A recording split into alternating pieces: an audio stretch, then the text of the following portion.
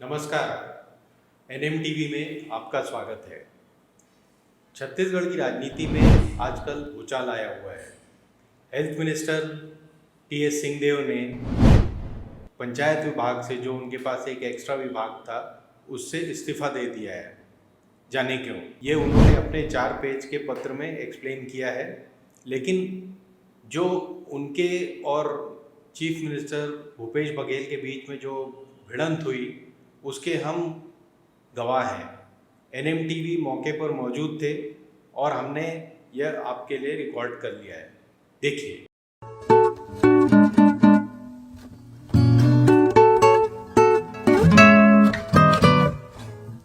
आप सोच रहे होंगे कि ये क्या मजाक है, लेकिन एक पढ़ा लिखा आदमी, सभ्य आदमी अपने आप को किस तरह से एक्सप्रेस करता है, ये उसका एक सिंबॉलिक रिप्रेजेंटेशन है। और जो आदमी पावर में होता है वो अपनी जगह पर अडिग बना रहता है। ये भी आपने वीडियो में देखा। अब अगर आप छत्तीसगढ़ की पॉलिटिक्स को समझना चाहते हैं और उसमें इंटरेस्ट रखते हैं तो अगले कुछ मिनटों के लिए मेरे साथ बने रहिए, क्योंकि मैं इसमें आपको बताऊंगा कि टीएस सिंहदेव और बघेल पहले कितने मित्र थे और अब उनमें क्यों खटास आ गई है। सिंहदेव 2003 तक तो म्यूनिसिपल लेवल के पॉलिटिशियन थे। अंबिकापुर एक रिजर्व सीट थी और 2003 तक सिंहदेव का अंबिकापुर से बाहर कोई बहुत ज़्यादा वर्चस्व नहीं था, इंटरेस्ट भी नहीं था। पुनर्सीमन के बाद 2008 में वो पहली बार एमएलए बने और 2006 के आसपास उन्होंने बघेल के साथ अपनी जोड़ी बनाना शुरू कर दिया था। 2000 के पहले दशक में छत्तीसगढ़ में और कांग्रेस में तो था ही, अजीत जोगी गुट का वर्चस्व था। अजीत जोगी राजा महाराजाओं को कुछ खास पसंद नहीं करते थे और बघेल को भी उन्होंने अपनी कैबिनेट में दरकिनार किया हुआ था। तो नेचुरली दोनों का पास आना एक आवश्यक इवेंट सा हो गया था। इसी दौरान सिंहदेव को राजकुमार कॉलेज रायपुर में अपने बाप दादाओं की वजह से एक नया ठिया मिल गया। इससे पहले उन्होंने राजकुमार कॉलेज की पॉलिटिक्स में कोई खास इंटरेस्ट नहीं लिया था, लेकिन अब उनकी समझ में आया कि राजकुमार कॉलेज की क्या अहमियत है रायपुर की पॉलिटिक्स में। तो उन्होंने वहाँ अपना ठिया मजबूत किया, गवर्निंग बॉडी और मैनेजिंग कमेटी दोनों में।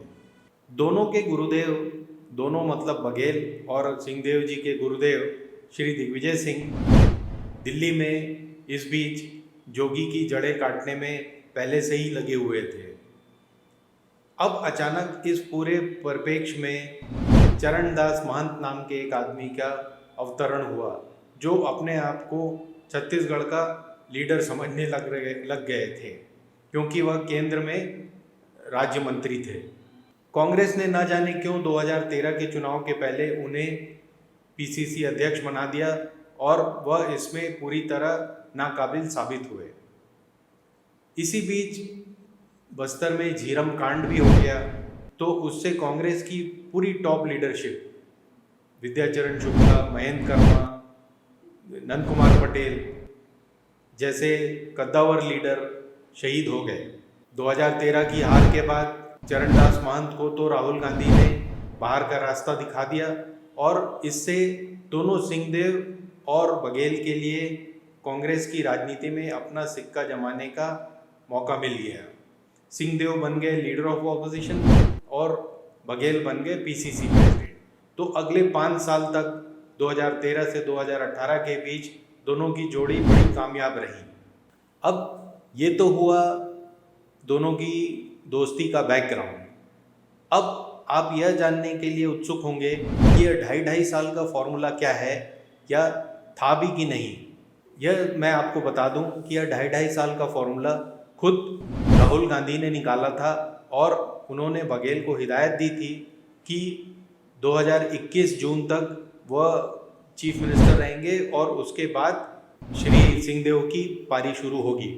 जून 2021 में राहुल ने अपने वादानुसार श्री बघेल को बता भी दिया कि अब सिंहदेव जी की पारी शुरू होनी है। लेकिन तभी बघेल, जो कि एक संघर्षशील और साहसी नेता हैं, उन्होंने एक नया मास्टर कार्ड खेला। उन्होंने प्रियंका गांधी के कैंप में अपनी जगह बहुत मजबूत कर ली। असम और उत्तर प्रदेश के चुनावों में उन्होंने जो मदद पहुंचाई उससे प्रियंका गांधी काफ़ी प्रभावित हुई।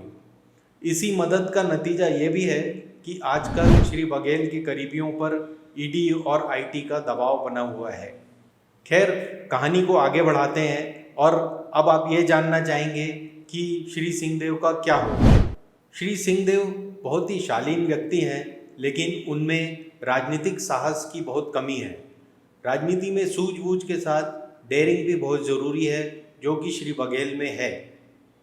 तो जाने क्यों श्री सिंहदेव अभी तक बघेल जी की कैबिनेट में चिपके हुए हैं, जबकि लगातार वहाँ उनका अपमान होता है। ऐसा उन्होंने अपने खुद के 4 पन्ने के त्यागपत्र में लिखा है। इस बीच बघेल के करीबी एक एमएलए ने उन पर हत्या की कोशिश का आरोप भी लगा दिया है। श्री सिंहदेव खुद कह रहे हैं अपने पत्र में कि उनके खिलाफ साजिश की जा रही है, तो ऐसे में उनको कैबिनेट में क्यों बने रहना चाहिए। तो श्री सिंहदेव के सामने अब सिर्फ 2 रास्ते खुले हुए हैं। एक, या तो वो शिंदे बन जाएं, और दूसरा कि वह कैबिनेट से त्यागपत्र दें और पीसीसी प्रेसिडेंट बन जाएं। जहाँ तक मेरा अनुमान है, श्री सिंहदेव सिंधिया या शिंदे बनना नहीं चाहते हैं, और इसलिए उनके पास सिर्फ एक रास्ता रह गया है कि वो कैबिनेट से इस्तीफा दें, अपनी बेइज्जती कम करवाएं और संघर्ष का रास्ता अपनाएं। इसी में उनकी और उनके आगे राजनीतिक भविष्य की भी देखभाल होगी। नमस्कार। हिंदुस्तान जिंदाबाद।